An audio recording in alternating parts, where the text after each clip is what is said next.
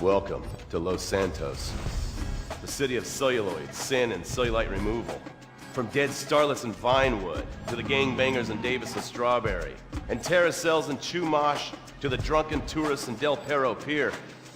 It's time to take a look inside this cesspit of destroyed dreams, drug-addled degenerates, and deluded desperados that make up this great city of lights.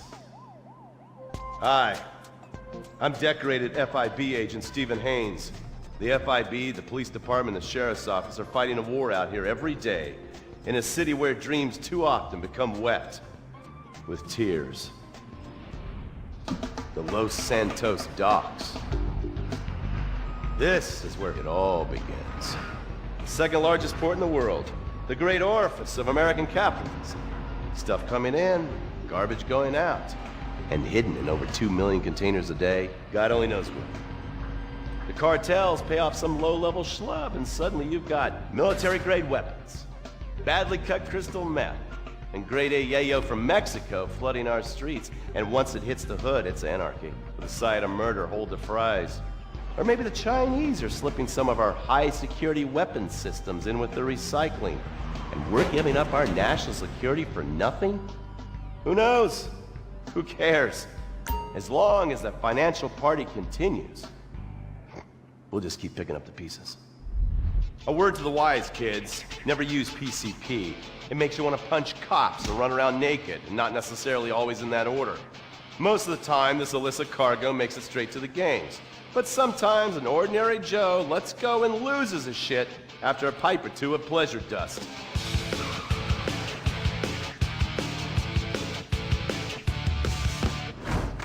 The Vagos, bloodthirsty Chicanos with a predilection for pain, papaya juice, and spicy plantains. They're one of the largest Mexican street gangs in the city, with rumored connections to several major mafias. While half the battle out here is fought with guns, the other half is with informants. Sometimes you need to become the bad guys to bust the bad guys. All right, guys, let's go. When the ballists and the families aren't shooting each other, they're selling the dope that the junkies are shooting into their veins. The families love sports almost as much as they love banging. Flashy, arrogant, competitive, and aggressive, they are lifelong bitter enemies of the ballists. Wearing the colors of the feud or the corkers, the families call themselves Gang Green. Of course, like all families, they love a good squabble. Subdivided into sets, such as the Chamberlain Gangsters or the Carson Avenue set, it turns out the families love shooting each other almost as much as they love shooting ballists. Now, the LSPD have had many run-ins with various family sets over the years. With the ballists, the FIB take a more community outreach approach. Hey guys, stay out of trouble now. Suck my Steve Haynes. Now the ballists fly the colors of the Los Santos Panic, or the Boers, purple, because they are the bruise on the face of this city. While some thugs obviously prefer 4 wheels, other desperados prefer 2. Leather, exhaust, and drugs. No, this isn't an exotic S&M party. These are one of the nation's toughest outlaw motorcycle gangs, the Lost. Rumors are they get a new tattoo for every person they stab. And it's definitely okay for your motorcycle mama to show her breast to your friends.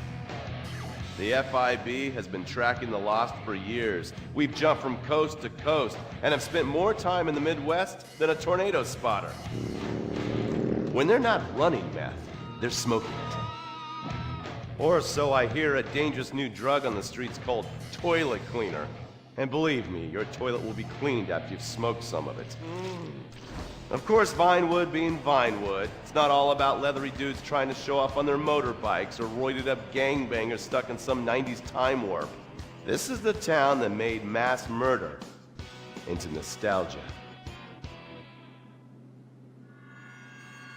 Of course, to become truly popular, your murder has to be both unsolved and gruesome. In a town full of alien spotters, adults dressed as zombies, and entertainers dressed as cartoon characters, it takes something particularly awful to really catch people's attention. The famous, unsolved murder of a Vinewood starlet is one such case. For years, horny nerds have wondered what happened to Leonora Johnson, and if they would have plucked up the courage to speak to her or kill her themselves. It's inspired filmmakers, writers, and copycat killers. Conspiracy theorists have blamed various celebrities, the mayor, the Soviets, short skirts, women's liberation, and hidden aliens embedded amongst us for the murder. But not all crime is premeditated. Maybe drinking's your thing. Look at this drunken buffoon, proving that there doesn't always need to be criminal intent to cause serious criminal damage. Or maybe you're just an overprivileged poppycock, living on daddy's pension and protesting about the unfairness of capitalism. Maybe stock market manipulation is your bag, or loan sharking, double identity theft, assassination, or even worse, swinging. On our next episode, I, Stephen Haynes, will show you the flashier side of crime in Los Santos. Illegal street racing, cocaine, and vice. Yes, speed, snort, and sex. The alliterative threesome that helped hook America on the Underbelly of Paradise.